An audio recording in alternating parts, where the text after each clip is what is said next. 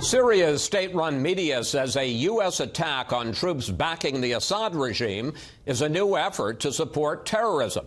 The Pentagon says American troops were just defending themselves.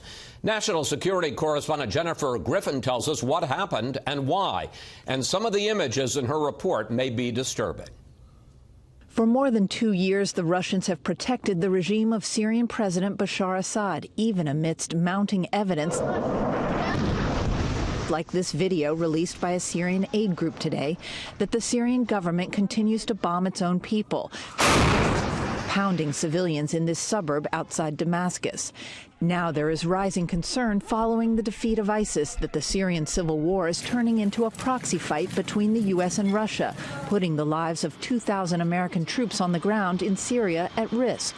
Overnight in eastern Syria, the U.S. military responded with overwhelming force when Russian-backed fighters loyal to Assad began what the Pentagon calls an unprovoked attack that lasted for 3 hours beginning around midnight Thursday.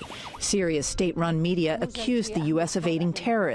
Russia said it would raise the issue at the UN Security Council. The U.S. was never invited to Syria. Who is the aggressor? If we're attacked, we will defend ourselves. 500 Russian-backed fighters attacked an outpost used by U.S.-trained forces near Deir el-Zor, south of Raqqa, and near the oil fields that were until recently controlled by ISIS. The Euphrates River has become the demarcation line separating U.S.-backed fighters and Russian-backed Syrian forces. The coalition observed a slow buildup of pro-regime forces over the past week. 20 to 30 tank, artillery, and mortar rounds landed just 5 football fields from U.S. troops. That's when American Special Operations forces on the ground called in a massive airstrike, killing 100 Syrian fighters.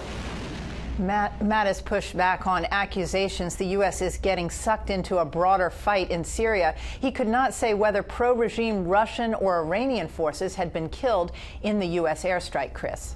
Jennifer, I understand in other action that there's been a major capture of ISIS militants in Syria tonight. What can you tell us? That's right, Chris. U.S. officials tell us the last 2 British jihadists, known as the Beatles, were captured by Syrian Kurdish forces last month. These 4 Brits from London appeared in multiple ISIS propaganda videos, beheading Western hostages, including American journalists James Foley and Stephen Sotloff.